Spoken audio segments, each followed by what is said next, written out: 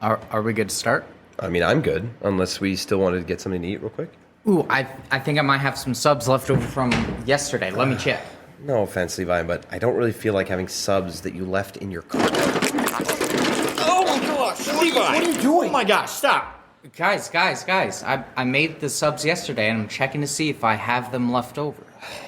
Unless you guys wanted Subway specifically, then we can go there. I just thought that we could save some money. Levi, forget the subs. What did you just reach into? This? Oh my, put it away! It's my pouch. On my stomach. My marsupial pouch. You have a... Why are you acting like... What? What do you mean, what?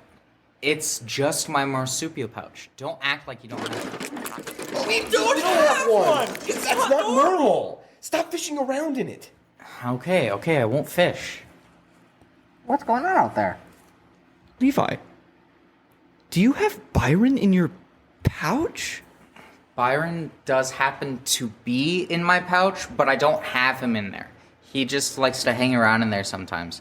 He'll leave when he wants to. Is this what you were talking about when you said you had a big season finale reveal? That you have some disgusting pouch attached to your stomach? This is the season finale? Can I be a guest again? No. The reveal was that I was gonna have made sub sandwiches for you guys. That's why I was practicing yesterday. I thought you guys knew about the pouch. Literally no one knew about the pouch. How would we know about the pouch? I knew about the pouch. Obviously you knew about the pouch, Byron. You're inside the pouch. Okay, Levi.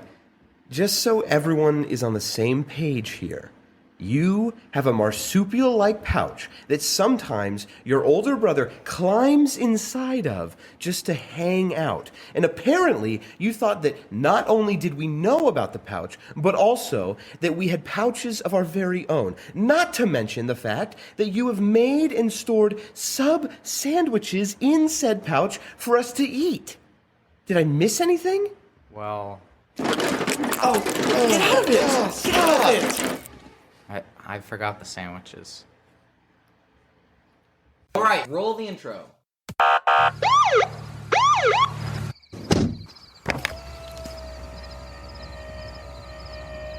Evening, officer. Is something wrong? Just keep your hands where I can see them. Routine traffic stop. We got reports of someone driving under the influence. You know anything about that? No, I'm only under one influence. What's that? The influence of Jesus. It's time for Under the Influence. Yeah, we don't want to do anything to scare your children.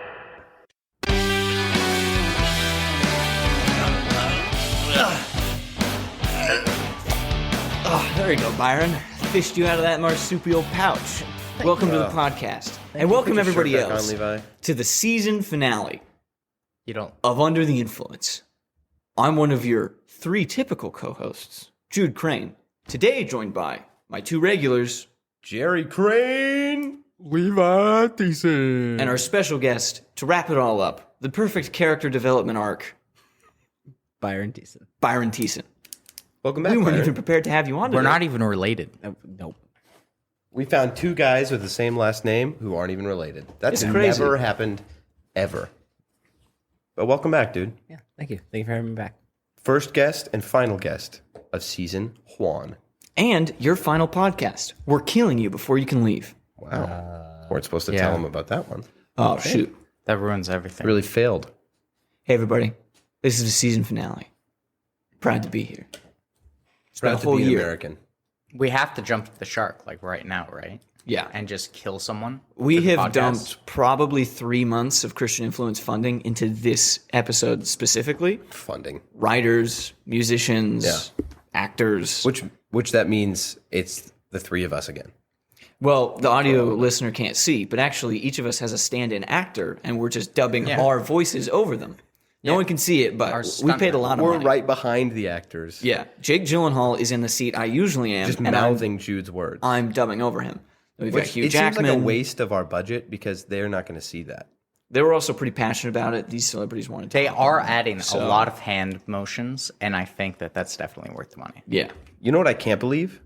Who we got for Levi. That's insane. That I did not She was willing think. to do it. Pardon me? that she was willing to do it. I can't believe that. Oh, yeah, I did not think we'd get such a big name. Yeah. Yeah. I was very surprised as well. It's... Well, as we know, but Levi, you seem pretty happy and excited about it earlier. Why don't you introduce yourself? Go ahead. This is like the only time I think that we're going to give the actors a chance to say anything. Yeah.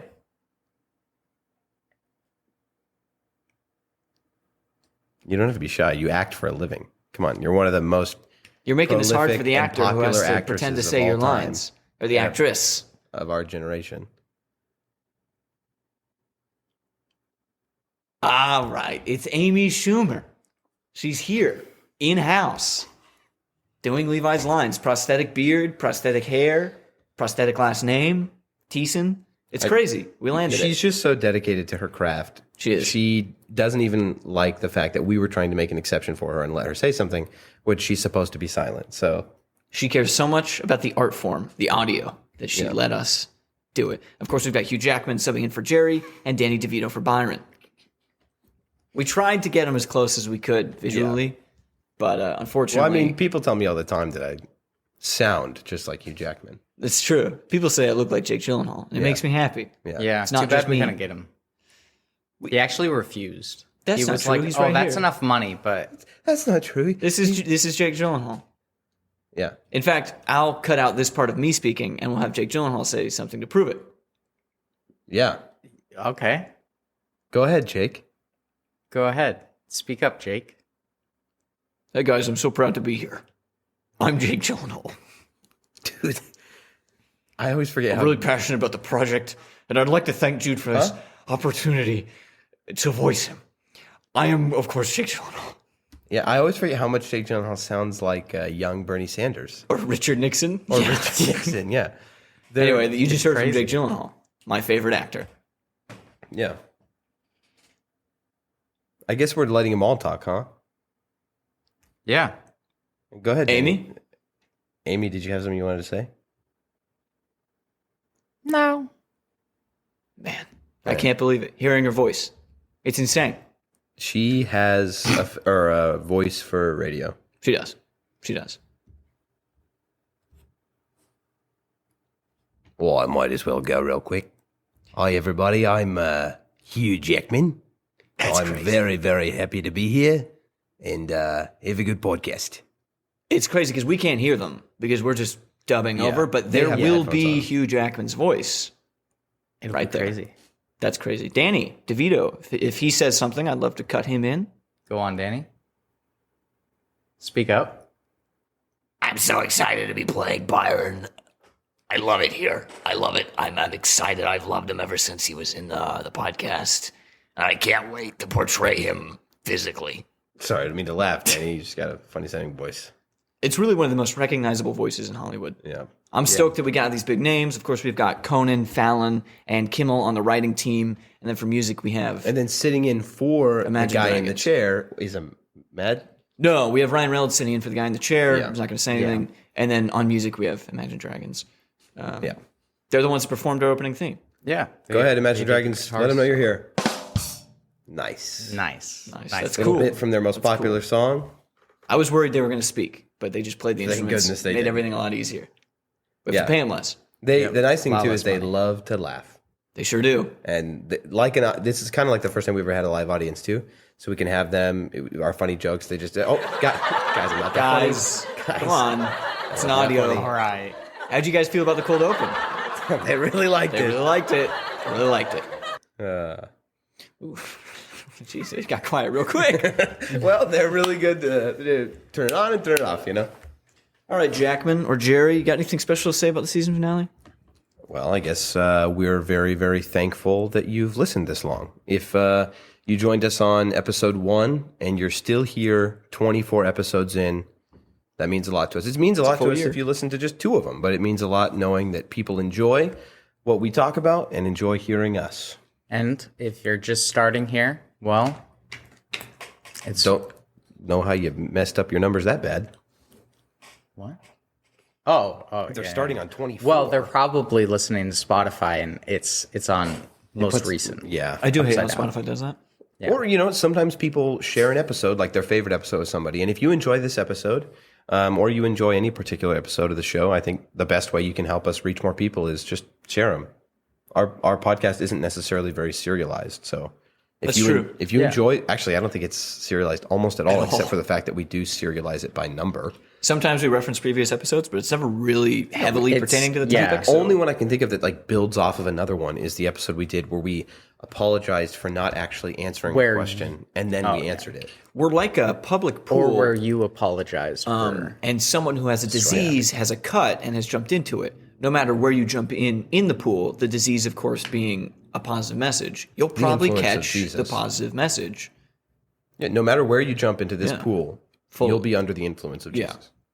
You're like someone with an open sore who jumps into a pool with someone else who has an we're open like sore. the people with the open sore. There's 2 people with open sores. We're one of them. We're one of them. You're the other. and the listeners, the other one. Frankly, I'm happy to say that we've Jude is a master of metaphor. And we are shared giving our you the disease, which is open sores with the you. gospel. Yeah. yeah, I don't like calling it a disease. It's not my strongest analogy, but it's definitely Your one most of my viral. best. My most, Your most virulent. viral. Virulent is the word I was looking for. Yeah. Yeah. You're glad to be back on, Byron? Happy to be here? Absolutely. It's good to hear. I can tell. Yeah. Putting in the work for Danny DeVito. Yeah, Danny DeVito for the last 2 minutes was just like, Wearing an orange wig and everything. It's great. Yeah. I'm excited to be here. I've never laughed more than when I But saw he Danny is DeVito really walk in. putting in the work. He is. Every sentence. It's so much character. So, what have you been up to, Byron, since the last time? I think the last time you were on, right, was episode 3. We talked about, well, one of those episodes we talked about worship music and games, and we also talked about like Greek mythology and stuff like that. Yeah, but something since random. then, we're recording in a new place, Yep. a bit of a warmer one. A bit? A bit. Absolutely. It also happens to be the same place we record D&D, which you are Yeah. present for and a player in. Not for He long. is. What? And he's sitting in the same spot. And I'm sitting in the same spot. That's true. It's almost And like we I'm have sitting in the same spot. we have like a third of the party. And Jude is not. No, I'm kind of a, what is it, against the grain type of guy? Yeah, he likes to swim. Up. Contrarian. Swim Contraceptive? upstream. I've always said Jude is a contrarian. It's the first time he said it back. But yeah, Byron, what have you been up to? Let's catch up a little bit. I mean, we see you at about once a week or so. Yeah. I don't know. I've been working. Just primarily all I've been doing. I graduated from got my bachelor's degree Nice. Very cool. done. Trying to play a little more video games, hang out with you guys as much as I can. But That's a lofty goal. I'm trying to play a little bit more video games. yeah, exactly. The important things in life. I've been working too much and not have enough time to play. So Yeah. yeah.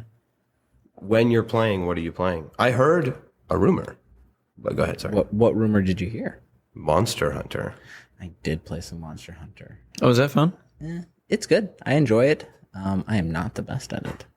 I had to have help from someone else to beat my first monster, and my second one, and Wow. third one, and fourth one.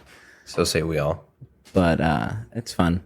It's a little grindy, I think, at points, but it's good. The only time I've played Monster Hunter, I also had to have somebody walk me through like the first 3 or 4 monsters I fought. Yeah, And then I stopped playing it. I think it would be better now that I know what I'm doing a little bit, but we'll see. And you're not playing Monster Hunter World, right? You're playing the other one? I'm playing Rise. Rise, yeah. Yeah, Do you enjoy it?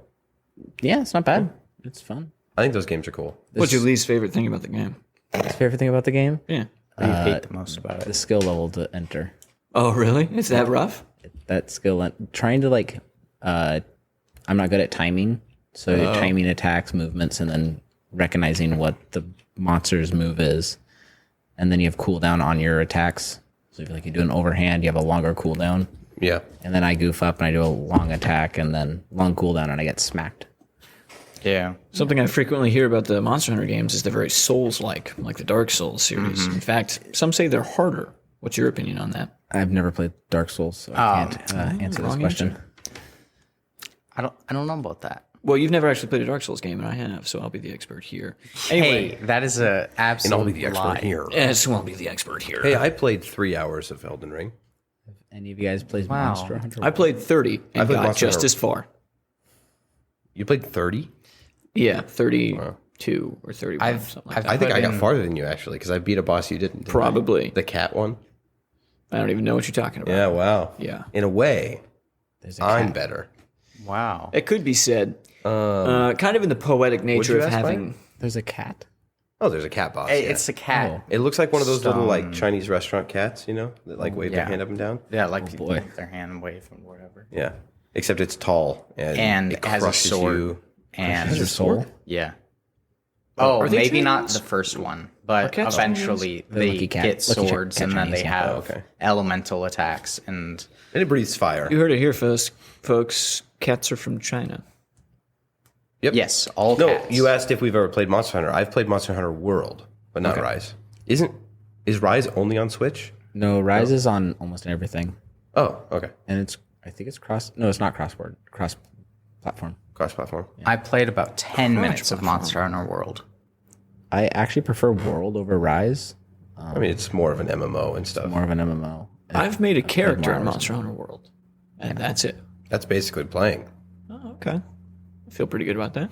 I was just running around in the starting area, but on somebody else's save. Mm-hmm. So they had everything unlocked. And so there's just so many things that I have no idea what anything was. Nice. Then I went into a level for like 4 minutes. I saw the boss, and then pretty much we stopped playing. for Ran some away reason. scared. Yeah, Kind of lame. I guess. Kind of lame. Since we're having Byron back on, and he was here at the conception of this podcast, some would even say he conceived this podcast, I wanted to throw a classic under the don't think influence anyone question at him. Oh boy.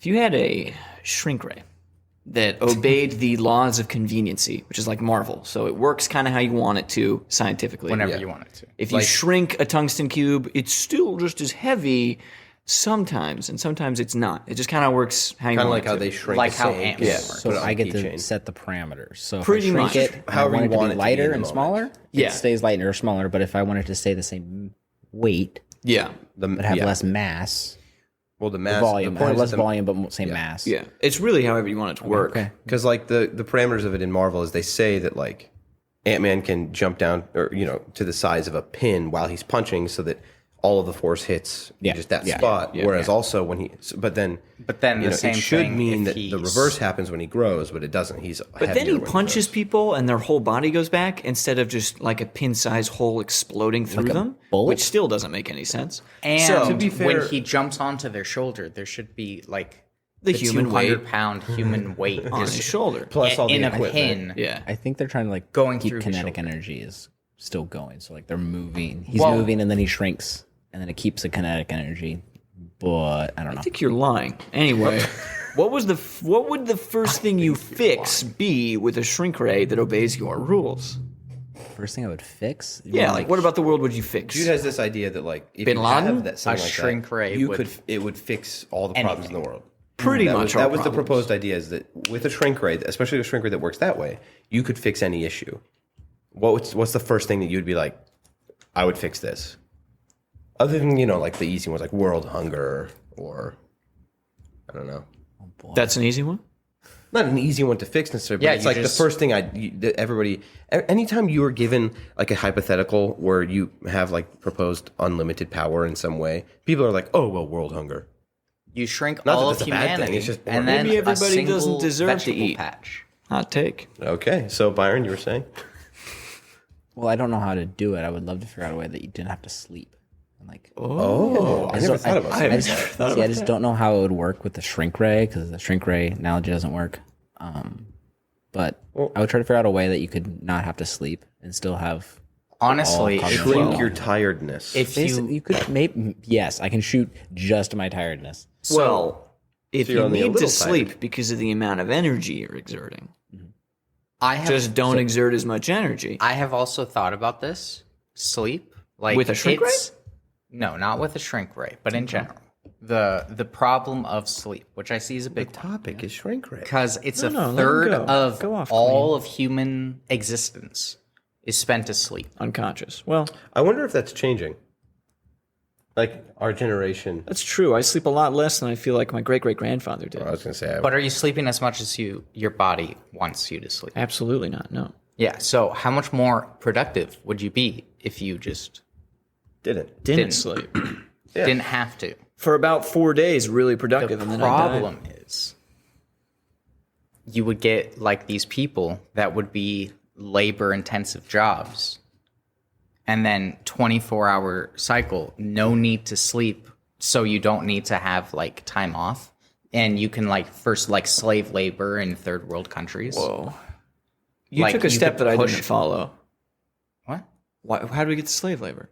No, I'm saying like in the factories that we've Oh, got in I see, I different see. countries Yeah, that yeah, are like not using labor laws like we 'Cause have people can just keep in working. America. Yeah.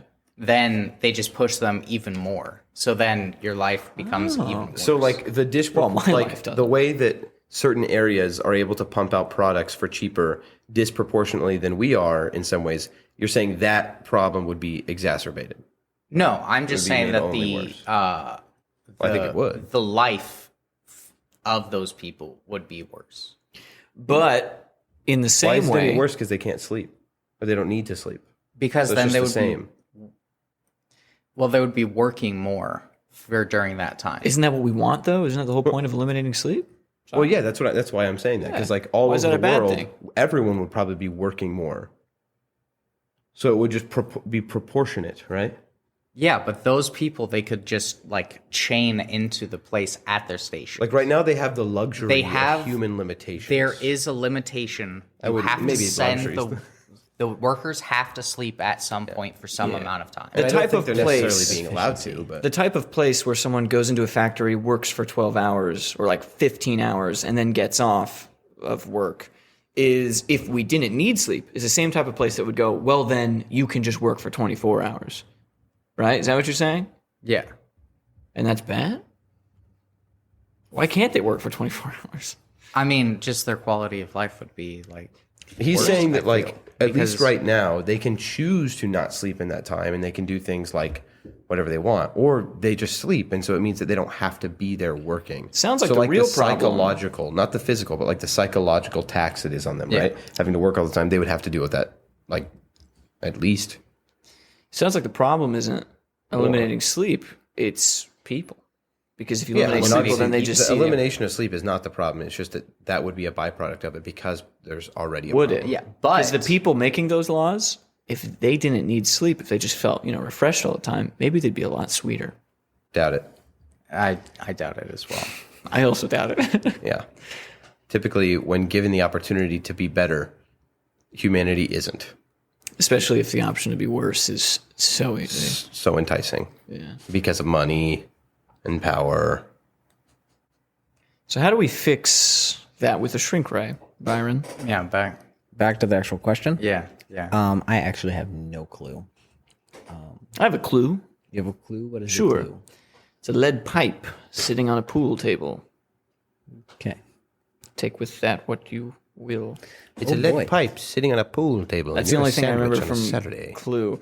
Well, using the rules of Ant-Man, if you shrink down, you would need less energy to What? exert less energy. Okay. So if we shrink everybody down, I have a solution. what's that? Jude did too.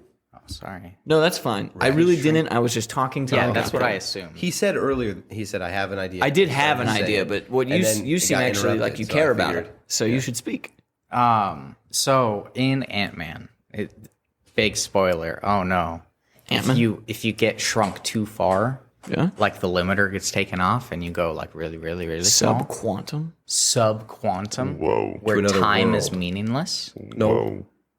Time is not meaningless. Sure is. No. There's pockets of area where time is different, but in the realm, time is not meaningless. If time is never the same, Because what's the meaning of when, it anyway? when the old woman goes there, she still ages. The only reason that Scott didn't is because he went into that thing they said, they're like, there's a time vortex. And he went to a time vortex. But in the quantum realm, she still aged because she went in there when she was like in her 30s or 40s. Let's assume time is meaningless. Where were you going? Sorry, go ahead. Oh, just you could go there, and then when you can like work on whatever for like a long time, and then come back, and then it's like, oh, it's not been long because Time. time is. You just find a But pocket wait, where isn't time it is the reverse meaningless. way? Because when Scott goes there, Well, he it's feels like just he was a there vortex, for like so 30 it could minutes. work either way that I want. We're using MCU Yeah, rules, right? MCU So I rules. can change it can to change fit it whatever to I want fit. them to use. No. You're trying to be consistent with MCU rules, which MCU Which rules is the aren't. things that are inconsistent remain inconsistent, and the things that are consistent remain consistent. Yeah. That is So he's taking consistency. something inconsistent, making it even more inconsistent No, by that making thing was it. something that was consistent. Well, now it's inconsistent Because Levi decided?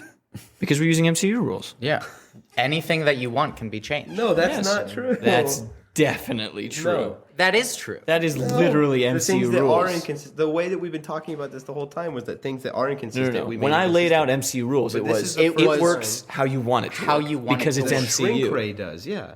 But We're you- using the shrink ray to go down to the quantum But like realm. other things in the world, we can just introduce also as inconsistent. We're shrinking down to the quantum level using MCU rules, where you don't have to be consistent with your rules. Yeah. Because saying everything that's inconsistent is inconsistent, then it's just consistent, which the MCU Well, have I rules told you about how are the not. quantum realm interacts with the Power Stone? Because I had this idea where if you have the Power Stone there, then you can do whatever you want. Why is that? Well, it's inconsistent. I'm introducing a new thing. If I bring the Power Stone down there with me, Yeah. yeah. Or if I also go there and I bring nitrous oxide, then I can reverse time outside of the quantum realm. Why? Well, because yeah, you can do that.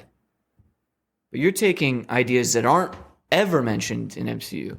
But this one is. Like this one. No, this No, is it's not. mentioned. It's not He goes ever to a mentioned. pocket of time where time no longer applies. Where time Not where works no the time other way no longer around. applies. It doesn't go the other way around.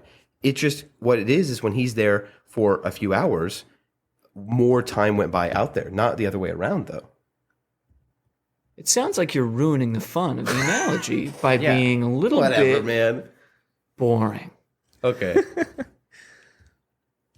That's fair. The rules are you don't have to follow the rules. If you want to Okay. bring nitrous oxide subatomic and to make it reverse time, sure, fine. Okay. We were trying to operate within a mind frame where it's like happy fun times, and then That's fair, and that's then fair. Scott Lang had to come in with a gun, and he's like, "You can't have fun.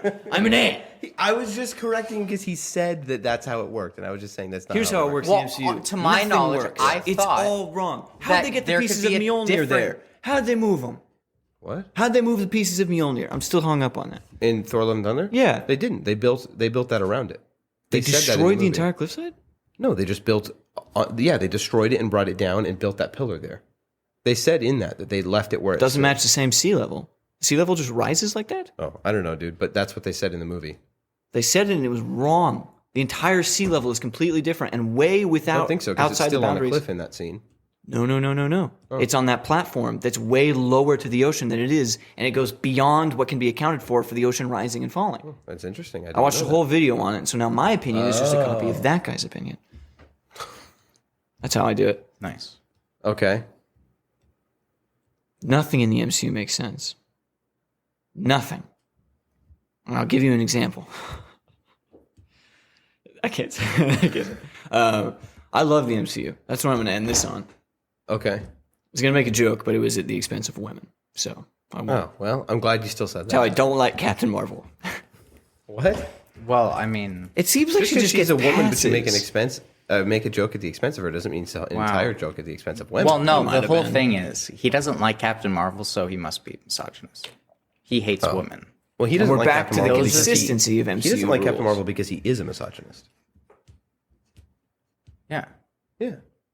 And I that's think we agree because with Jude, anyone though. that doesn't like Captain Marvel is just misogynist. So Byron, bringing it back, perfect character arc. You were here at the conception, you conceived us, and now we're here at the death of the conceived family. us. If you had to have a turtle shell on your back, and it was fused to you like a Teenage Mutant Ninja Turtle shell is fused to them, or a baby arm, I know this is not original, it's not my own, I've never coming out of your forehead at where a baby's shoulder would be. So you have the baby's shoulder, elbow, and then hand coming out of your forehead. And you can move it. You know, you can move it fine. It never grows, it never matures. It's the strength of a baby arm, but it's fully operable. Which one would you is take? operable? Is the Yeah, is it's the turtle absolutely shell operable in the same way as they are for turtles? Like I can go inside of it. That's not by merit of the shell. That's their entire body. I know. I'm saying, do I get that power No, too? it's just the shell. Is It's a the turtle carapace. shell fused to the way that my body shape is now, or does it make me into a round and It's fused to the way Like it is a sandwich round man. turtle shell. It's just fused to the appropriate surface area on your back. So there might a little be overhang on your sides because you're not a perfect oval. Although I wish we all were perfect ovals. So, do I get the shell on the front side of me too? Because technically the shell does wrap around the Yeah, whole it's just turtle. softer on the I'll front allow of it. by a bit. You right? allow it? Yeah. So then, does it like cover me 90%? Does it cover me Well, it would cover my your whole- torso, whole basically. torso Are there- besides my legs and arms? Are there And head? appropriate accommodations to this shell to meet human needs, or will he never be able to pee again? Yeah, that's kind of what I'm trying to None get of these are going to kill you. at. None of these will ever The kill nervous me. system of the baby arm doesn't fry your brain. The turtle shell doesn't That's ridiculous. weigh so much that it falls off your body because your skin isn't strong enough and you just tear open like a candy bar. Well, those are extremes. We're just asking if it meets the accommodations of the human body. So then, Your yes. bladder is not going to explode inside of you because you can't pee because you have the turtle shell either. That's you not can what we're pee, saying. We're just fine. asking: is there a flap? Yes, you can pee. You can pee if you want it to have a little like escalator door, whatever. As long as you can just pee. escalator You can door. pee. It can open You mean up like a garage door? Dude. just so you can pee. Yeah. Which would you rather have, the shell or the baby arm? 100% shell. Yeah, 100%. Yeah. I'll take the baby arm. Why would you choose the shell? Because it would be defensive armor to some extent. Yeah. I don't look like a dork with a. Take a buzzsaw to the baby He arm. says while he What? has a turtle Is it shell on buzzsaw his it? back. Yeah. So what was the whole point then? You got the it just to baby has cut a- it off so that you'd have a joint stuck there for the rest of your life now? Probably, yeah, but I'd look normal. I mean, you would just have like a No, I'd look normaler. No. No. You'd Yeah, I would. I would go turtle Plastic shell surgery. because then I have some armor. I can You would have spin. to. I would have like the best disc or street dancing moves. Yeah. That would be 'Cause super I could cool. just roll on my back and just spin and be You like, wouldn't be able "What to the stand heck?" up, but Your entire. Now Somebody help me out. wearing clothing would be kind of awkward. yeah, that's what I was thinking. So I'd have to design my own clothing line. When you wear a suit, you'd look like Kingpin. Oh yeah, I would have the best shoulders ever. Well, it'd be pretty round. It's okay. my lats would be. Or Turtle my traps shell. would be really nice. But you would have to be get rock all of solid. your car, your seats, your couch changed Would you? to fit around you. Yeah. Yeah. You Or wouldn't would be you able to just sit kind of the have same. to. You just have to get a bigger opening, like you'd probably have to go buy like a Yukon Yeah. Yeah. or something. Just Like, big yeah, big yeah. man Isn't that what they're stuff. called? Yukon? Yeah. And my t-shirts would be big dog. Ticonderoga? Yeah, you'd have to go buy a pencil. Well, Yukon. A Ticonderoga. yeah, it's a car. That's a car, too? Ticonderoga. Ticonderoga. It's not just a No. pencil. It's not just It's a pencil. just a Look it up pencil. right now. You have There's a computer in front car of you. called the Absolutely. Ticonderoga? Look up Ticonderoga car. Okay, while you're doing that, I'm gonna bounce a question back at you. What's that? Okay. So we talked about sleep a couple minutes ago. Sure. So I'm gonna give you 3 options. Okay. Okay. Option 1: live your life like you normally do. Sleep half your life, or sleep at evening and Why would I wake up never during the take day. option Okay, one? whatever. Then option 2 is you have the same amount of sleep you have to live or have to go throughout your life, but you choose to sleep your first half of your life away and get to stay awake and have no side effects for the second half of your life. Or you get to stay awake and don't have to sleep until you're halfway through your life, and you have to sleep the second half of your life away and you actually pass away in your sleep. What would you choose? Okay. But when you choose the first half that you stay awake, you are from birth to whatever that age is, that's the half point, or from the halfway point and you miss all of maturity and all the young age, and you have to live out your elderly years. So, which would you choose? Or you could choose regular. Where Wait, you the just, option is just to If- live the first half or the second half? yeah, basically. if I'm but not- you never have to sleep. You don't have to sleep at all. You don't So first half can't. implies what, like 1 to 40? birth to let's say 40 because we'll say average age is 80. If I'm not going to choose the regular option, The regular. definitely live my life 1 to 40. Yeah. Then wake up 40 years old and be like pooping myself and needing milk Yeah. and, No, and wah wah. You have all But you don't wake consciousness. up with the mind of It's an you. infant, do You instantly wake up as you would be at 40 years old. But you have no memories, so you're not going to be very mature. But there's like So you're social not gonna cues be- you need to learn. we're going MCU rules here. Okay. You have everything. As if I had lived 1 to 40, and But you then don't have memories of You don't have memories of But like just as if you had. histories and stuff like that. But easy. So it's you like don't need waking to up dissect. with like dementia, because Yeah. sometimes people still have like They can still those, speak and- yeah, those yeah. impulse like things. Yeah. They just don't remember. It's like when you get hit and then you wake up and you got an accent from somewhere you've never so it's been. basically, do you want to live from 1 to 40 and then die, or do you want to wake up with dementia at 40? I'm trying to think of how, because I'm definitely, if I'm not just choosing what I have now, regular, I'm going to choose 1 to 40, but I'm trying to think of how to profit from years 40 to 80 where I'm comatose. Oh, okay. Wait, Like- you're comatose for that? Well, I mean, you're basically asleep. You're asleep. comatose. You're just Oh, I didn't asleep. hear that Yeah. part. Yeah. You don't you're die. asleep. So you don't die. You sleep until you die. Wait, Until you why hit would you 80. choose the 40 to 80 thing then, if you're just going to be asleep the whole time? No. So so that's You the can wrong one. either be So asleep. You're awake. You're 1 through 40 or 40 through 80. Yeah. Oh. So which would you choose? So you Would you rather- live 1 to 40 and you sleep 41 to 80 or 40 to 80. Yep. Or And then die in your die. sleep, or you sleep 1 to 40 and live 40 to 80 and die not in your sleep, right? Yep. But you have no side effects of sleeping. Easy. So like not sleeping, Well, now Easy I'm thinking, choice. Now I'm thinking about it. or you can sleep half your life away. You have half- no side half effects it of is. sleeping? You have 'Cause no you side don't effects have of to not sleep sleeping for the because first you half? don't have to sleep because you slept your time allotment. Not having to sleep for the first 40 years of your life sounds amazing, right? Yeah. And you don't suffer any adverse side effects, know. right? Because you don't have to. So you wouldn't have like growth defects in like the No growth defects, no cognitive delay, no 1 to 40 all the way. I think I'm going to go 40 to 80 now. Contrarian. Just because, yeah. You're And I knew the moment I Contrarian. actually got a chance to think about it without being interrupted, it'd be called a contrarian. But I could work super hard from 1 to 40, but then never like get to enjoy my retirement years. And if I did, those retirement years would just be 30 to 40 But you could have and a let lot me of- finish.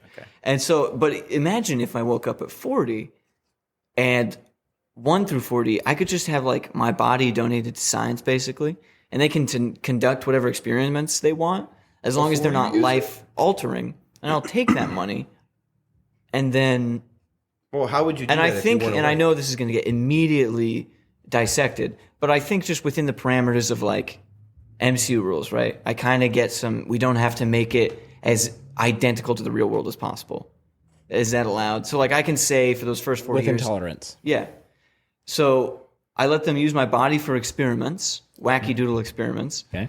and then take the medical money and enjoy my later years and like write. With a bunch of be- horrible side effects. Yeah, what if you don't Horrible get to side enjoy effects. them because of the side effects of the experiment? That's ridiculous. Okay. And I think I'd rather live and naturally die than live till 40 and then die. I think You'll it'd be still full of naturally die, regret at actually. 40. You'll still naturally die if you live to 40. No, but I don't get any conscious experience after that. I'm basically dying. Is it regular person sleep or is it like my kind of sleep? A regular person sleep, Gosh dang it. not your. So I can Does it just apply to the, dream like- the entire time. Yeah, no, it's Well, you it's would a- still dream. I've got Regular people 20 dream good too. years if I'm healthy, like, and I better not- be healthy after 40 years of sleep. Then Yeah, I think you're- I'd you're- enjoy. You're healthy at the second half of your Yeah, life. I think I'd enjoy not it like- a lot more. But like you enjoy like normal healthiness, so even Yeah. it will We're- still be a lesser existence. We're going away with like In some ways. Jeez. No, I mean in some ways. Like Gary's like physically. a hardcore. What's he Don't, hate? don't turn me Your into a life villain. Like isn't in worth some it. ways, He hates elder people. okay. Your back is going to hurt way more. You're going to have like actual gastrointestinal problems that like the first 40 years of your life you statistically won't have. Like just because you're a I healthy think I've got 40 15 to 80 20 years if I stay healthy. Yeah, then but I'll be 15 all to right. 20 years So- is still different. Like it's still different. think about Still it. different. And there's a reason that the vast majority, actually, I would say like 95% of elderly people say that the best time of their life was their 20s. I don't agree with that at all. That's fine. if you Over don't, but it's the 90%. truth. Over 90% of them say that. Dude, there's no way. But that's ridiculous to say there's no way. Like that. Okay, that's like a that's fine. studied statistic that you're just throwing out with. I didn't. I said that I'm assuming, right? But like, Yeah. fine, And the I'm majority. just saying I disagree. Find the with it. majority. The number doesn't matter. It's definitely the majority. I don't think I'm the majority of people. That's fair. You are special. All right, let's talk to him when he's 80. Yeah, that's And what I was see- kinda thinking. So we'll put a pin in this. When Jude's and 60, I was want to ask if he's enjoying his body more than he did when he was 25. That's yeah. and you have to promise to a truthful It's answer. such a competition, man. Everything's like it's got to be so literal. It has to be so close to the real world. I'm not asking I'm just you to be taking literal. I'm going to take 40 to 80, and I'm That's what I'm choosing. I actually would choose 40 to 80. So. Yeah, I want to have fun. I Really? want to live out the end of my life. I want to live out the end of my life. Yeah. So weird. And But this also makes sense because multiple times you've told me you dread like getting 70 on. Like you hate that idea. I don't. And I know there will be things to enjoy for sure, but I dread knowing that that things will be harder to accomplish because I've just talked and seen and experienced so many people that are that age that talk about how much harder life is, which it's not that I feel like I have to run away from hardship, but if I can be more effective in the things I both want to do and the ways I want to serve, or just in the things people need of me, I would rather be more effective. I'm not saying you're wrong for choosing that. It just surprises me, right? Because we think differently. So I wasn't trying to make a competition of it. I was just saying it surprises me because of how often so many people talk about life as an elder. And I don't mean to put elderly people down. I wasn't saying their lives are lesser Sounds than like ours. you quite literally mean to put them down. Whatever it To is. sleep. What I was saying was that based on how many, and I know this is anecdotal, but how many people I've talked to that are elderly and how many elderly people have voiced this, life is more difficult and things are more difficult to accomplish in your later half of life. So it's just surprising to choose that. That was my point. A lot of physical things, I think. I agree, yeah. Yeah. But you'll have way more intellectual fortitude, right? For the first 20 years. But It's not about intellectual fortitude. It's not about just like half being being. dementia. It's not about even if you being don't have more dementia, you do able-bodied. experience cognitive decline. It's factual. Yeah, 1 through 40, you'll be more able-bodied, guaranteed. Like there's no human that will be more able-bodied 40 to 80. That's the only reason why I was saying to 1 me to it was an 40. easy choice is because there is a constant. Some of the 40 to 80 is kind of inconsistent, right? Because some people experience cognitive decline differently. Some people might not experience literally any until the day they die. Yeah. Which I actually don't think that anybody has ever experienced that. But however, the one that does have a constant is that you will be for sure more able-bodied 1 through 40, meaning you can accomplish more of the things you choose to accomplish. But that also depends on the things that you want to accomplish in life. Your things you want to accomplish in life might have nothing to do with your physical capabilities, which makes sense. The same thing, like you've talked to older or people that have said like, I had so much fun or I enjoyed my life so much more in my 25 onward or whatever. I've heard countless people say that things are simply more rewarding and it's nicer when you're older because you're way less caught up in the woes of youth. Like the things that you get wrong in youth, not just the things you get wrong, but the things that you overvalue that when you get on in years, you just, and for good reason, you just don't care about that type of stuff anymore.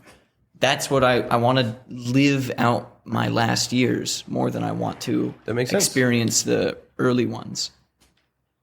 It also makes sense to pick the option of the thing that you have yet to experience. Yeah. To be able to Absolutely. experience. Huh? Absolutely. Choosing what you have not already been through. In order to not limit yourself to the thing you've already done. Yes, exactly. Can I sleep 20 to, or what? Ooh, can you break it up? 20 to 60? That was 1 to 20 and then 60 to 80. There, Interesting. the people that I was talking with that actually came up with this question came up with options like that and stuff like that. But the game got really complicated really fast of like how you have to sleep and what you have to sleep, time periods and stuff like that. So I limit it just to those 3 options. Yes. that's fair. I mean, would- I'm taking regular sleep first off. Yeah, regular If sleep that's not an is option, honestly the Wait, best thing. there was a different type of sleep? So the regular sleep. regular just sleep. So you having can a just, regular, normal. So you sleep half of the day and are awake half the day, kind of like we are now. We don't, as we were talking about earlier, we don't get enough sleep ourselves. But trying to get your 8 hours of sleep so you can go on along with your 12 hours. Oh, the option was like, do you think the way we live now is better, or would it be better to do the half and half thing? Yeah, basically. I see. Yeah. I mean, so I agree. those are the 3 options. What we kind of do now, and then half of your life, other half of your life. There's a mutation that certain people have that they only require 6 hours a day instead of 8 hours a day. And it's like 0.02% of the population has that. But there's a guy in the League of Legends, like professionals, that has it. And so everybody was like bad mouthing each other Yeah. before a big game. But he's always able to get the last word in because he needs less sleep. and the other people will be forced to go to sleep by the coaches and stuff so that they get rest before the big day. So he can always get the last word in. Because he can just stay That's up. not 2 where I hours thought later. that was going. That same gene, like genetic difference, is a landslide of the percentage of people that possess that gene that are like either multimillionaires or in CEO positions of like massive companies.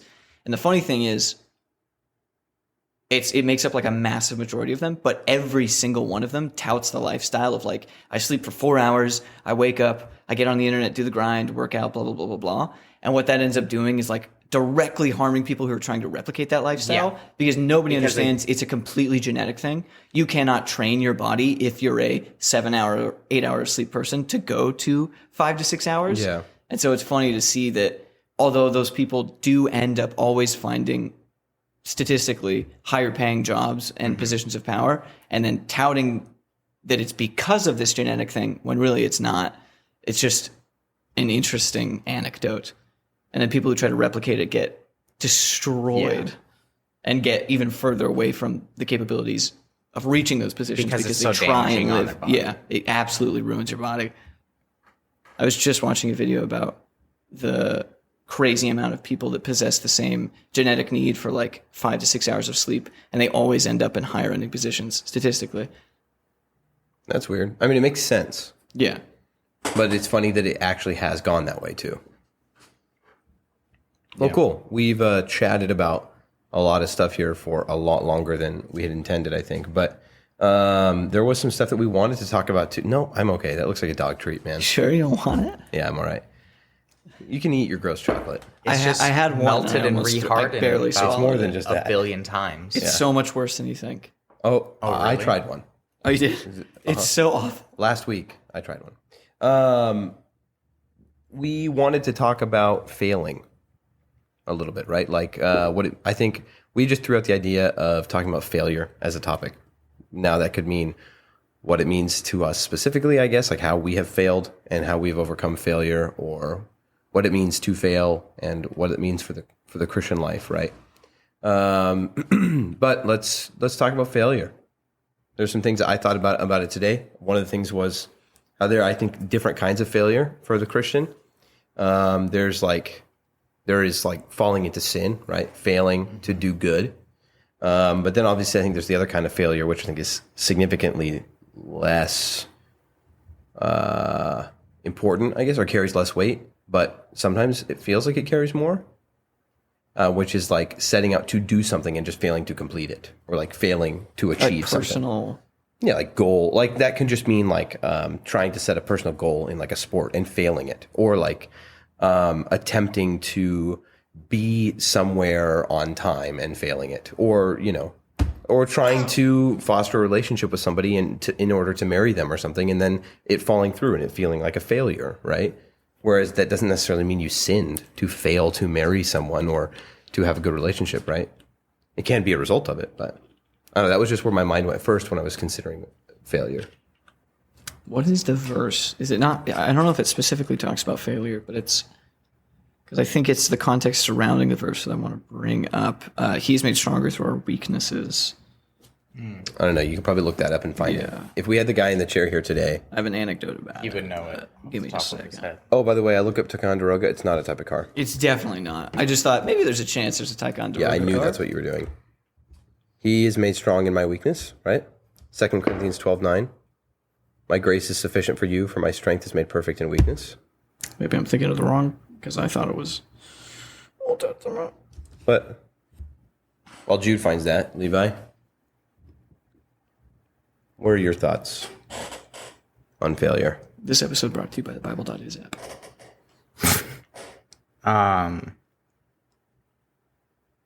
Yeah,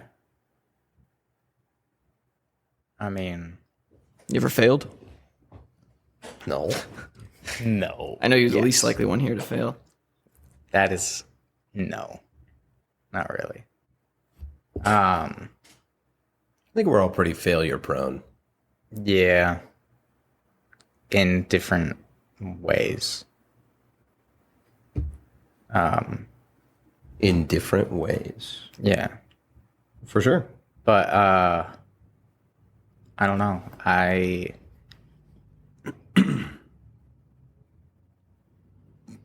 That's okay.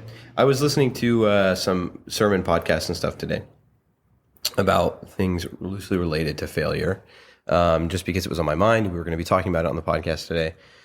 One of the things I was listening to, I was just taking notes, and an anecdote I found very interesting and encouraging was that fear is often more damaging than failure. The fear of failing, right? And this is kind of something that can easily be I don't know, what's the word I'm looking for? Like people that are like professional motivators or whatever, like motivational speakers and stuff. This can kind of sound like one of those cliches, like fear itself, is the more... Tony, or what's that guy's name? I'm big and I talk deep. You know who I'm talking about? Andre the Giant? No. Tony Soprano? Tony Stark? Tony, isn't it? Donald Tony? Loke? No. Andrew Tate? Tony. Definitely not Andrew Tate. You're a failure. Jordan Peterson? That big motivational speaker. He literally has, I think, the giant thing that Andre the Giant had, the gene mutation, the pituitary Stephen thing. Furtick? Who's Stephen The Big Show? He talks like this all the time, and he's big, and his voice is all messed up because of his pituitary issue. Billy Graham? No! I have no idea who you're talking about. Dude, nobody does. It was just that the anecdote was fear is ultimately more damaging than failure. So, living life and being determined in life, being determined to succeed and being willing to do the thing that you're afraid of failing is something that I struggle with a lot, right? But I was listening to the podcast and I was kind of reading about failure and taking notes, and it is a cliche in life to say these sorts of things, but it's very true. And I think it's very true for the believer to be afraid to do something, but to still be determined to succeed in it, rather than being controlled by your fear. I mean, we're told to give up our anxieties, right? To not be anxious. Mm-hmm. I think Philippians 4 is the verse. Yeah, Philippians 4:6. Go ahead, though. Did you find what you were looking for? It's Tony Robbins is the guy, and I'm sure you'll recognize Tony Robbins. Say something over and over again. Affirmations by themselves. Sounds like Penn Jillette. He always sounds like it does sound like Penn Jillette. But he's just, I think he's got something issue with his throat. Maybe he just has a perpetual cough. But fear is an interesting topic, and Never heard of this guy. You've never heard of Tony Robbins? He's The name sounds familiar, and I look like I feel like I've seen his face kind of, but maybe because he looks like our great uncle Rick. He does kind of look like our great uncle Rick. But our great uncle Rick can belt out a song that Tony Robbins never could. What about him, though, you were saying? No, it was an anecdote. If I could have remembered his name, it would have been almost funny in the instance. What was that? I realized how sweaty I am because how hot it is in here, and my arms were sticking to It's pretty sweaty. Fear is an interesting thing to battle with because it's really hard. Maybe it's not hard. It takes a lot of discernment to differentiate or discern between the healthy amount of fear that I think you can possess and where fear starts to become a legitimate sin. And I think there are people that disagree with me on that, but I don't. I think that's where the distinction between fear and anxiety is probably important, right? I don't know. Like when you are afraid of something, recognizing that you're afraid, and then asking yourself why you're afraid, and then making your decision, like, right, using discernment to decide how to react to it, rather than being afraid of something, and because it's just fear of something, you choose to not do it. Yeah, I'm just hesitant to make the direct bridge between fear and anxiety because they're fairly different things, I think. Yeah, that's what I was saying. Anxiety is a lot more of a broad. That's what I was saying, to making the distinction is important, right? How do you mean? So what I'm saying is, if there is a distinction, the important thing is to recognize whether or not you are afraid of something, or if you are experiencing anxiety over something, right? If something has now become an anxiety, right, where it is entirely encompassing your thoughts, it is entirely ruling your decisions, or it is entirely shutting you down, rather than realizing that you are just afraid of something, right? Because those are different. Yes. I was saying that they were different. I see. I was just saying, if when it's entirely shutting you down and encompassing all your thought, are you saying that's fear or anxiety? That would be more anxiety. Oh, okay. I disagree. Oh, okay. I think that's absolutely I think that's still why fear. the verse uses the word anxiety rather than fear. Anxiety and fear get switched around a lot with translation, translation you're using, which is why it's tricky. But in Philippians 4:6, it isn't. And I think there's also a level of anxiety that is absolutely you're without sin when you're feeling this, and then absolutely you are, in the same way that there is fear, and that's where it becomes difficult to discern. I don't think that usually people conflate the two. I think both have a level of innocence, and both have a level to which they both become a lack of faith in God. I mean, looking at this Well, verse, it's a I don't think it stumbling would imply block that to anxiety lead to does that. have a level of innocence. Because this says, do not be anxious about anything. Does that leave room for a level of innocence? Potentially. So descriptive and prescriptive are two different things you have to look at. Is it describing that you should never be anxious about anything and that that's something that you can battle and overcome, but not necessarily wrong, like kind of anger also bleeds into this category? Or is it being specifically prescriptive where it's saying you should never be anxious, and if you are, it is wrong? Well, it is obviously not saying that. Then But there is a level of it is anxious where it saying- is okay. If you're saying Well, it's not. I think it's the important is that when you're experiencing it, you recognize that you are, and then in everything by prayer and supplication with thanksgiving, let your requests be made known to God. Yeah, and so then there's to no longer be anxious. a level where you're feeling anxious and it's not wrong. You're not sinning by being anxious. It's once you recognize it and turn away from it that you're fine. But if you don't, because I just said, if it's being prescriptive and saying that you should never be anxious, and if you are, you're doing something wrong. You said it wasn't that. And I agree with that. No, yeah, it's because when you recognize your anxiety, I think that's when your anxiety really begins, right? Like if you're anxious about something, well, Then what are you recognizing? that I am anxious. And so in that moment, I should then begin prayer and supplication to give up my anxiety. And before that, what is it? Before you recognize that it's anxiety? Are you experiencing it before you recognize it? When you say recognize, now are we talking about the moment where you say, okay, this is what I'm feeling, and I need to stop because what I am feeling is not just a reaction to something. Mm-hmm. It is, I am now having a lack of faith in God about something. Or is the moment you recognize it the moment you just start to feel it? Because it feels like those aren't really being pinned down by what you're saying. I would just say that it's the moment that you realize it. So you're not feeling it before. You have to feel something to realize No, it. obviously, yeah, but And it's not just like a half a second where your synapse in the brain. I know, obviously. I fires. just don't think it's so like clear cut in the moments, I guess. But That's my original argument is that it's not so clear cut, and that you're not necessarily wrong for feeling anxious about something before you recognize the anxiety. But I also still think then I agree with you. I thought you were saying something else. I'm just saying it's still just as much anxiety before and after you recognize it. I don't think there's a feeling, and then once you recognize it, it's anxiety becomes that, It and is. then you're in the wrong. I think, and I honestly, I don't think it's necessarily saying that the concept of anxiety is sinning. I think it, right? I think I agree. Yeah, That's what I opened with. Yeah. But we were a little wavery on whether or not there's ever anxiety and it's not wrong or is wrong. Well, I guess I didn't realize I agreed with you. I apologize for trying. All of this to say, I was just saying, the problem with fear, to me personally, and I think a lot of people struggle with, is not just the fear itself. It's recognizing when fear is controlling you, and in the same way, anxiety, when anxiety is controlling you. Because I think there are appropriate times of fear, not even talking about when it says, when it's talking about your relationship with God being fearful, because that's an entirely different thing. I'm not talking about that. That's a different kind of fear. That Yeah, we're I know. actually talking I'm talking about there are instances in life where I think it's reasonable to feel fear. In fact, you ought to feel fear because we're human and in the situation. But the problem is discerning whether or not you are simply feeling fear or you are feeling fear and you are then lacking faith in God. Because I don't think they're mutually exclusive. If that makes any sense. I don't know, maybe it doesn't. Stupid flies are eating me alive. I'm sorry. Were you talking to me No. specifically? I Not was really. trying to take care of an issue at the same time. I'm sorry. No. And I thought that maybe you guys would just pick it up like earlier. My bad. Yeah. I was listening as best as I could, but I was trying to deal with something. Oh, I was just gonna say, it's kind of like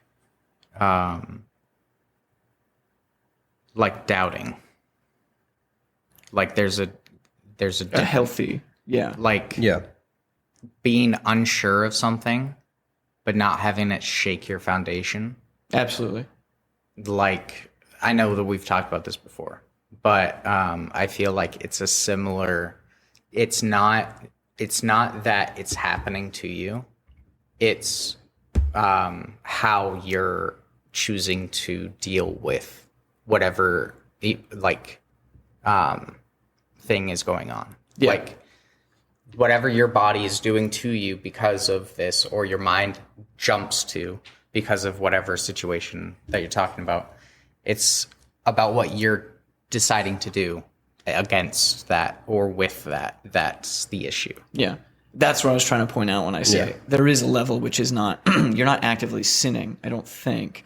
And that's when your body is experiencing something, and just before you've gotten to the point where you're recognizing it and dealing with it. Yeah. But a lot of people, like, this It's causes the consciousness that matters, right? Yeah.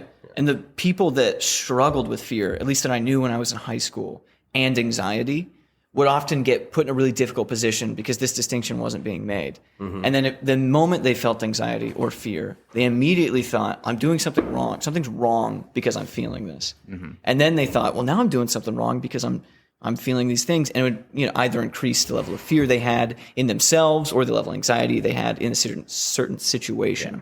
And it's a big old snowball. It's a big old snowball effect. Then And you that's can become anxious about what you're doing yeah. because of the first bit of anxiousness, and then it just keeps piling up. And there's something to be said about fear and anxiety that I think share with uncertainty. And I don't think it's impossible to be certain in something without first feeling a level of uncertainty, but I think it's really hard. I think most people, to get to a level of certainty in something, have to go through at some point some level of uncertainty in that. Of course. Because you have to find structure to that foundation. It's not easy to just put there. I do think there are people that have, and I envy that, a certain level of certainty where they can just have it with something. But I don't even think those people have that in everything either. No, not at all. No. They just, in some people have it in different areas. Yeah. It's like how, typically to find something that works, you have to find all the things that don't, or at least a number of them. And I apologize. I wasn't trying to pick apart what you were saying earlier. That's just, unfortunately, how I typically come to understand what people are saying, is trying to ask what they mean. Yeah. So that's all I was doing earlier. But I think from the very beginning, without realizing it, I agreed with you, but I was trying to understand what it was that you were saying. But go ahead. Yeah. Okay. Was there more on that, or? No, I think a distinction needs to be made, especially people need to know that if fear or anxiety is your immediate reaction to something, you're not always actively doing something wrong, and you ought not to delve deeper into those emotions because you feel that way. Immediately when you feel fear and anxiety, you have to ask yourself, is this a natural response to the outside stimuli? Right. Or have I gotten to a place where I'm just lacking faith in God that these are my immediate reactions? And if it's just the reaction to the stimuli and you can overcome that, that's fine. But if you're in a spot where you're feeling fear and anxiety because your faith is lacking in God, that's where you seriously need to reevaluate yourself and probably your foundation and why you're feeling that way and why you don't have faith in God and it's leading to anxiety or fear. Right. Right, and I think that is, like what you're saying right now, that is where Philippians 4:6 talks about prayer and supplication, right? Reevaluation and meditation on what's going on in your life, asking yourself questions and talking to people that can help you answer those questions. And then, most importantly, praying about it, right? Yeah. Not to take a dump on not being afraid, I should say, because I think there's lots of great biblical examples and areas in our life where we can, what would normally cause us great fear and anxiety, we can get to a point where we approach those things and we don't feel it at all. And I don't think that's a bad thing either. I think that's actually something to work towards. It's kind of one of those things, I think, as humans that you ought to continuously work towards and some may reach it and some may not. And it just happens to be, I think very few people do reach that, but we all just have to still strive for it. Yeah. It's like myself, I don't know if there's ever a point where certain things will happen to me and I won't immediately have a reaction of anger. And I can control that, but I'd like to get to a point where my immediate where I don't feel angry at all, if that makes any sense. No, that's interesting. I have never really thought of it that way. Usually I just link the reaction to the anger itself, and you try and by limiting one, you think you're limiting both, but there are probably things that you won't ever be able to limit whether or not you are angry by it, but it is just about limiting whether you react to it or not, right? I don't think any of us would condemn one another for stubbing your toe and then immediately feeling anger and then doing something about it. It's fine, but I also don't think it's crazy to strive to get to a point where stimuli like that or something more serious, your immediate reaction isn't anger that you have to negate. Yeah. You can just process those things. Maybe I just idolize machines too much. I think stub the toe would be a really interesting one if you could achieve the point where you stub your toe and you have zero reaction. Maybe stubbing your toe is not a good example. But that would be incredible. But I mean, like Daniel, but those people are there. Yeah. Daniel in the lion's den. Yeah. Like, wasn't fearful. But it's reasonable to feel fear in that instance. 100% reasonable. But he was at such a being point. Fearful though, does that mean that there was never a moment in the beginning where he was afraid and then put his fears aside? Or does that mean that even from the very instance, he was not afraid at all? I wonder if it makes a clarification. I think it might. It might. I do not that would remember be the specific. I'm not trying to correct you at all. I'm just curious. But either way. I think there's also. He only got to that point with God. Yes. Yeah. I think, and I'll have to double check this. And insurmountable. Sorry. Like that's like such a pinnacle example of it too, though. Yeah. Like and I think that's Shadrach, why we have Meshach, and Abednego. Yes, get that's thrown exactly into the furnace, and they're just chilling inside, and then Jesus comes along, or an angel, whichever way. Which was it, Levi? Are you about to commit heresy? I don't remember. I don't either. I don't remember if I'm about to commit heresy. No, that's the one that I think of. I've been thinking of a lot lately, especially having opportunities to talk to people about anxiety a lot, or just nervousness. It's been something on my mind quite a bit, and something that in our Discord in one of the Bible studies that Matt said when he talked about Shadrach, Meshach, and Abednego, the way they prayed, right? Mm-hmm. Praying in a way that was. Do you not like this? No, I love it. Oh, okay. Praying, and it is something that I have adopted into my daily life. in praying in this way, right? When something is going away that I'm nervous about, or I'm afraid, or there is something that we want to pray to happen in a specific way, or to not happen in a specific way, right? Especially like with sickness, or with like people in our life, right? Praying that we know that God can get us, protect us from those flames. And we believe that God will, but even still, we believe that God's glory is more important. Yeah. We believe that what God has in store is what's more important, right? And it's easy to remember because it's that little rhyme, he can, he will, but even still, right? And so that's just the way I remember it, at least, because that's the way he said it first. But then the next time he said it, he didn't say it with that rhyme, so I don't know if the rhyme was intentional. Because I've heard he can, he will, but even if he doesn't. Yeah, that's the other way he said it. And I was like, oh, maybe the rhyme wasn't intentional. That one appeals to me more. Because it sounds... Because it's so illogical. And I'm very attracted to things that are like like in arguments and debate, things that follow logically. And if you tell that to someone outside the faith, I've literally had someone scoff at it because it's like, oh, what a radical way of thinking. He can, he will, but even if he doesn't, there's no lose. And you're exactly right. Yes. It is a radical way of thinking. Yeah. And that's why I love it so much. It's such massive... The point is that if you can really achieve that, if you can really exemplify that in your life, that's kind of the point, right? Because with him, well, I shouldn't say, I don't want to become a prosperity gospel. With him, there is no losing, I guess. Well, no, there isn't. Well, there isn't. That's the point. You have to define what really losing is. Yeah. Yeah. Yeah, and if I think correctly defined, there is no losing. Yes. Yeah. He can, he will, but even if he doesn't, you don't look at it as loss. No. You look at it as you still rejoice in him. in every You opportunity, rejoice in his decision. there is in every opportunity, it is logically absolute that there's an opportunity to glorify and serve God. So he can take us out of this fire. I believe he will. But even if he doesn't, I'm given an opportunity where I can, and I know I can. It's absolutely not up for debate. Be given a chance to serve and glorify God. And I really like that. Me too. Makes me turn all Garth Brooksy on it. And I like that. That's nice. I don't think anybody understands what you're referencing. Nah, Garth Brooks is a weird guy. And the way he talks is funny. Yeah, he posted a video to Facebook when he first made his page, and he was just like, it's time to get personal. I want to hear your stories. Something cool, something neat, some slick stuff. And I like that. And I like that. He's a little crazy. He's a little kooky. Makes good music, though. But I really do. It's that level of like almost uncomfortability with myself. I like that. I really like that. And I feel like I shouldn't because it doesn't feel like it logically follows. It's such a romantic, emotional, and really the greatest, I think, is radical belief that we can achieve. And I think we ought to achieve. Well, because it doesn't, I don't think it feeds into our typical human requirements or desires, right? Which is to have an answer for why something has happened specific, like, that follows like cause and effect or that kind of thing. Yeah. But to really achieve that, to say like, well, I know God can do this. I believe he will. And then to actually exemplify peace in the outcome being different. Yeah. It's just so radically inhuman.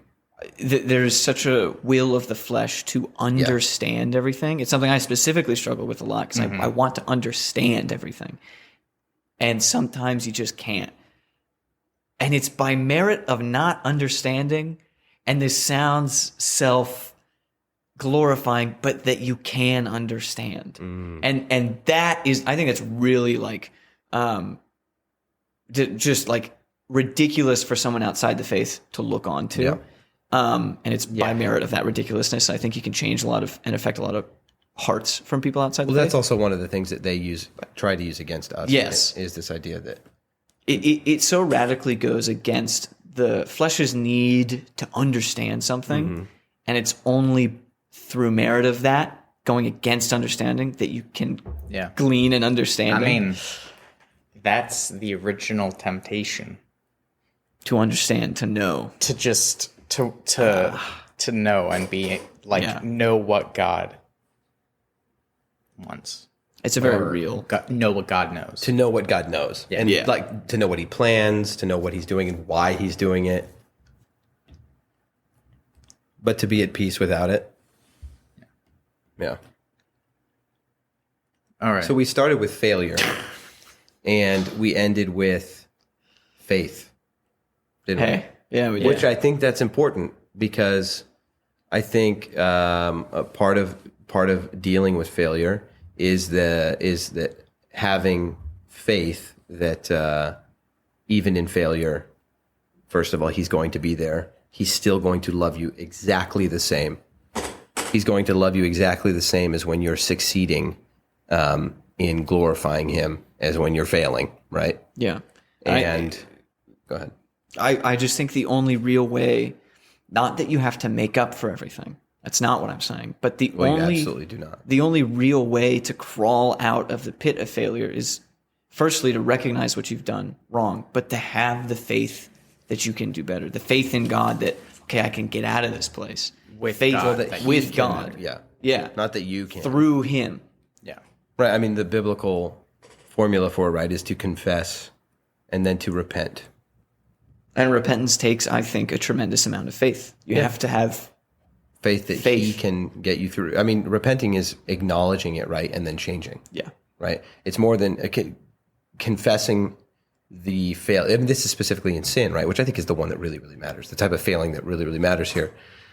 It's confessing it by, and acknowledging that you are failing, and then seeking to change that behavior. But yeah. Well, Byron, any final thoughts? Once again, it's just nice to hear you guys talk.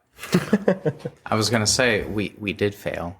we talked a little bit more and a little bit longer And we had Then- told Byron we would. than we told Byron that we would. We also started a little later than we said we would. We failed to That's start on part of it. time also. So. I think that's the I got out of biggest work failing late. here. It's mostly me. So So Byron failed. Well, we Byron- brought him here to Byron, exemplify. we can put all of our failures on you.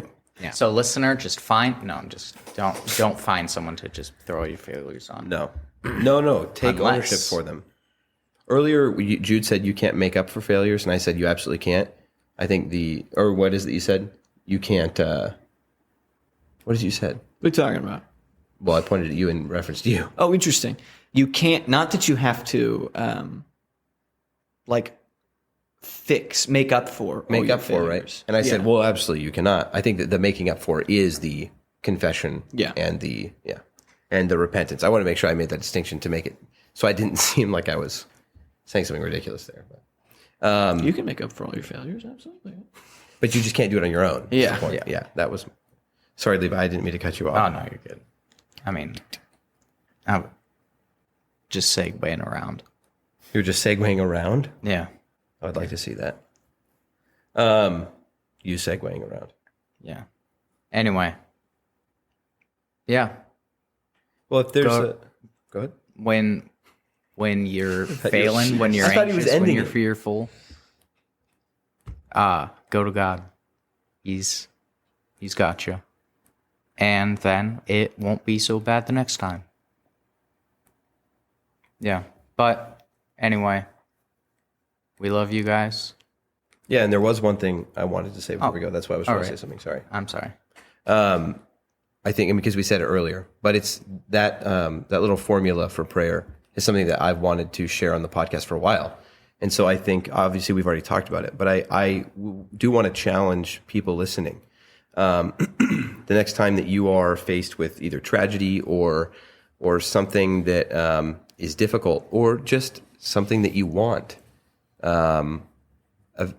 think about it, evaluate why you think you want it, or think about and that can even apply to praying about said tragedy, right? Evaluate why you want this tragedy alleviated. And then I challenge you to pray in that way. That it's not that this type of prayer is a magical genie. We've talked about that. I mean, man, all the references to old episodes this episode, right? It's not that It's kind of fitting. it is. It's not that he is a genie, right? But I do think that this is a really, really effective way of thinking while praying for something, especially in the face of tragedy. So, seriously, I do challenge you to think of it that way. To remember that when you're praying about things, to pray in that way. You know that God can, and you believe that He will. But remember that even if He doesn't, you have to be okay with that, and you have to want that, and you have to receive it well. So, or at least you should. I think there's great comfort in that. I Not know that that's there what we is. should seek, but if you can find certainty, which is through elimination of those fears and those anxieties, if you can find certainty in knowing that you did everything that you tried to do, you know that God can lift you out of this. You know that you believe that He will. And then if He doesn't, then you know you're exactly where you're supposed to be. Yes. Awesome. Not always comfortable place, but you can find comfort in knowing that if you did everything you could and it still felt like God didn't pull you out of that place, then you're where you ought to be. Well said. All right, everybody. Thank you for listening to our season 1 finale. Thank you for listening to our whole season if you have. Thank you for being here. This has been crazy. It's been a lot of fun, and we look forward to more of it. And maybe things will be different, but they'll mostly be the same. Hopefully we get funding for a second season. Yeah, we're still please. begging Netflix. Please do our Kickstarter and write emails to Netflix. We're using so that we can Indiegogo. get our. The lesser Kickstarter. Anyway, guys. And thank you, Byron, for being Yes, here thank again. you. Yeah. Thanks for having me. It was fun. I'm glad that Levi pulled you out of that slimy pouch. Yeah. I'm Yeah. excited to go back in it. You might need to go get a hairdryer. I'm excited to go back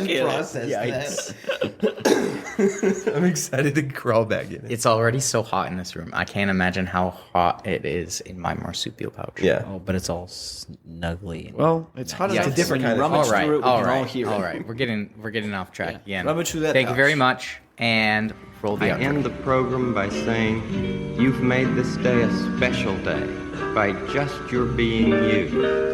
There's no person in the whole world like you, and I like you just the way you are.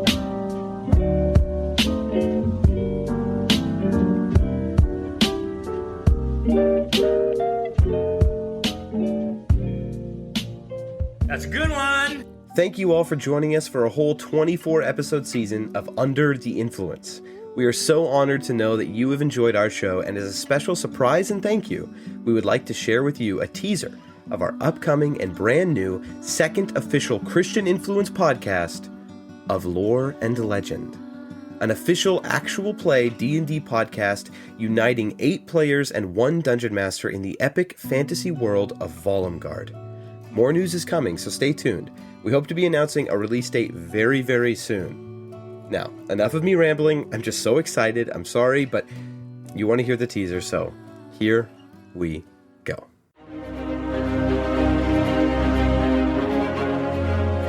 In the center of Resquilia's golden fields lies a town known as Tradeacre. Hey, first roll of the new campaign. No pressure, though. I rolled a 2 minus 2.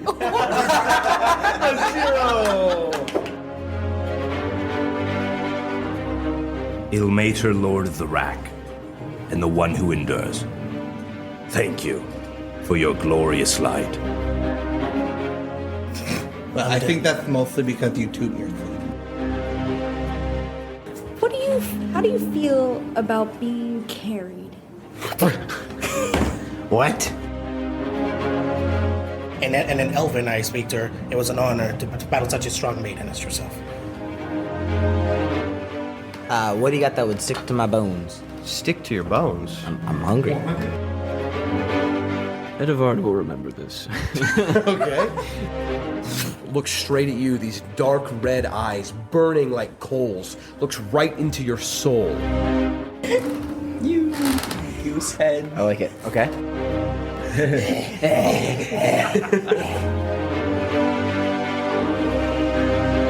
Perhaps you should lead us? Heroes of lore and legend, welcome back to Volumgard.